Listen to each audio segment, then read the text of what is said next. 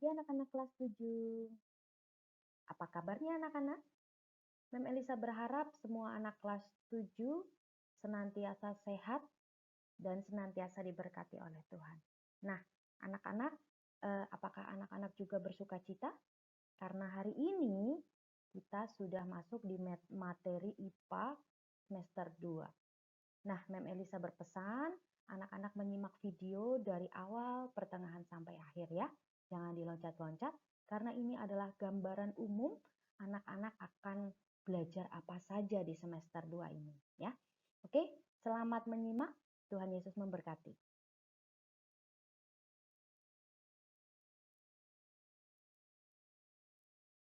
Anak-anak, di bab ke-10 halaman 227 sampai 242 kita akan belajar tentang energi dalam kehidupan sehari-hari.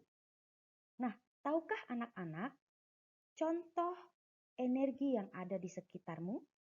Salah satu energi yang ada di sekitar kita adalah energi panas yang berasal dari matahari. Energi panas tersebut dimanfaatkan tumbuhan secara langsung untuk membentuk makanannya melalui proses fotosintesis. Lalu, bagaimana hewan dan manusia memperoleh energi tersebut? Apa fungsi energi tersebut bagi hewan dan manusia? Nah, untuk itu, untuk memahami hal itu, kita akan belajar di bab ini ya. Jadi nanti anak-anak akan belajar tentang bagaimana cara hewan dan manusia memperoleh energi dari matahari melalui tumbuhan.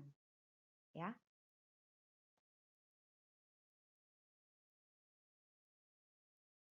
Selanjutnya anak-anak kita akan belajar di bab 11 yaitu halaman 243 sampai 260. Di sini anak-anak akan belajar tentang tingkatan organisasi kehidupan, ya. Di dalam tingkatan organisasi kehidupan nanti kita akan belajar tentang sel, jaringan, organ, dan sistem organ. Nah, dari sini anak-anak yang perlu anak-anak tahu adalah yang pertama, sel merupakan unit terkecil penyusun makhluk hidup. Nah, nanti beberapa sel ini akan membentuk jaringan. Nah, beberapa jaringan akan membentuk organ. Paling mudah contoh organ itu jantung, paru-paru gitu ya, itu adalah contoh organ.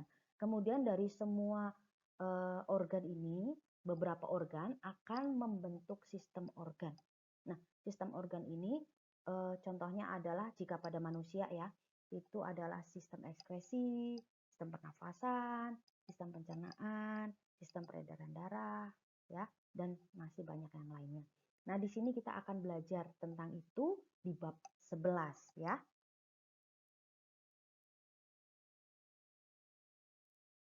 Nah, anak-anak nanti di halaman 263 kita akan bertemu dengan bab 12. Nah, nanti bab 12 ini akan berbicara tentang ekosistem ya.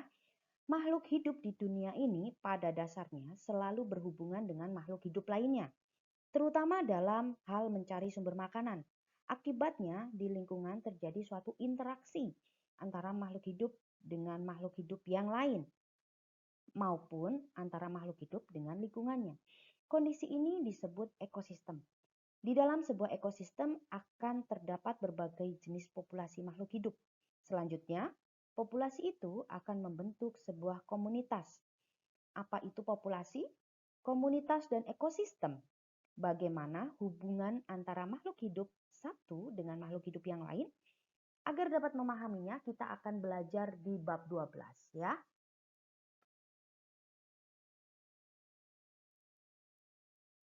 Nah, selanjutnya kita akan belajar bab 13 tentang pencemaran lingkungan.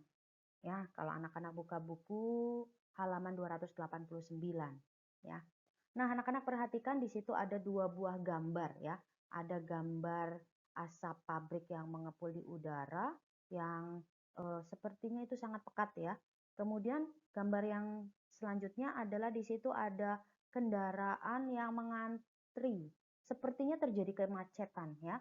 Anak-anak bisa bayangkan bagaimana kondisi jika anak-anak ada di situ ya, mungkin panas, pengap, tidak enak sekali ya.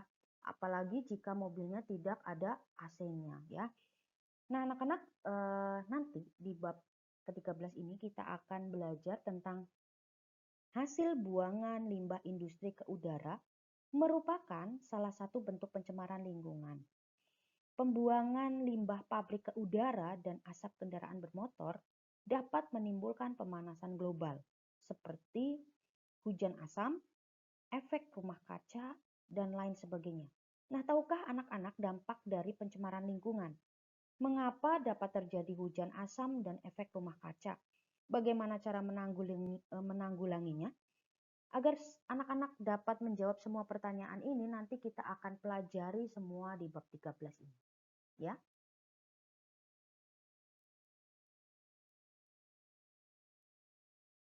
Baik anak-anak, yang selanjutnya kita akan belajar perubahan iklim di bab ke-14. Ya. Anak-anak bisa temukan ini di halaman 313. Ya. Beberapa tahun belakangan ini, beberapa daerah di Indonesia banyak yang mengalami gagal panen akibat kondisi tanah yang kering. Hal ini disebabkan karena bergesernya waktu musim hujan dan kemarau yang tidak teratur. Mengapa waktu musim hujan dan kemarau bisa bergeser?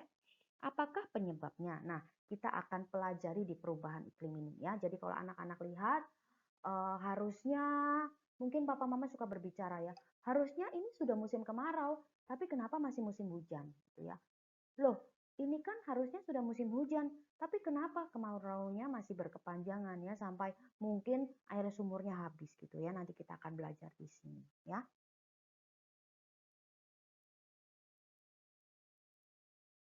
Yang selanjutnya, di bab ke-15 kita akan belajar tentang struktur bumi dan bencana alam. Anak-anak bisa buka buku nanti halaman 332 sampai 350 ya. Kita semua hidup di atas permukaan atau kerak bumi yang juga disebut litosfer. Bagian terbesar kerak bumi merupakan lautan dan samudera, serta sisanya adalah daratan. Pada bagian litosfer terjadi fenomena yang seringkali menyebabkan bencana alam. Pada bab ini kita akan belajar tentang letusan gunung api, gempa bumi, dan tsunami yang tidak dapat kita hindari tentu saja ya. Kita hanya dapat mengurangi resiko dari bencana tersebut. Nah, anak-anak, jika anak-anak perhatikan untuk beberapa hari belakangan ini ya, jika anak-anak lihat media sosial ataupun tayangan televisi, anak-anak bisa lihat sekarang sedang terjadi letusan gunung api yang ada di Jawa, yaitu Gunung Semeru ya. Nah, anak-anak bisa lihat jika gunung api tersebut meletus, apa saja yang keluar, terus bagaimana cara kita menanggulanginya. Kita harus dalam kondisi awas, siaga, atau ya nanti ada dari BMKG itu mengatakan, oh lagi awas. Kalau awas berarti anak-anak harus mengungsi dalam jarak berapa. Itu begitu ya. Kita akan belajar di sini ya.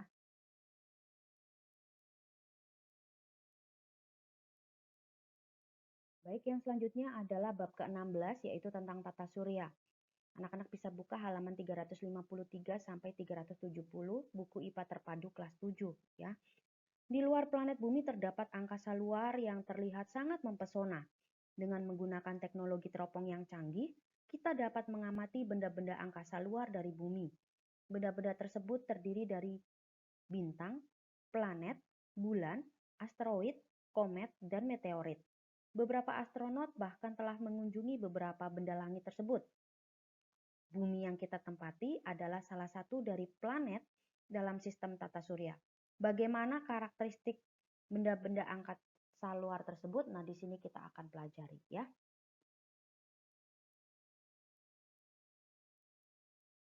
Anak-anak, materi-materi tersebut yang tadi Mem Elisa sudah sampaikan itu adalah materi-materi yang akan kita pelajari di semester 2 ya. Anak-anak tetap bersemangat dalam belajar IPA ya. Mem Elisa sudah selesai sampai di sini untuk pengenalan materi, tetapi Mem Elisa berharap untuk minggu depan anak-anak pelajari tentang bab 10 ya. Yang tadi Mem Elisa sudah sebutkan, anak-anak baca terlebih dahulu. Minggu depan kita akan bertemu dan kita akan pelajari. Oke, itu saja dari Mem Elisa. Selamat pagi, Tuhan Yesus memberkati.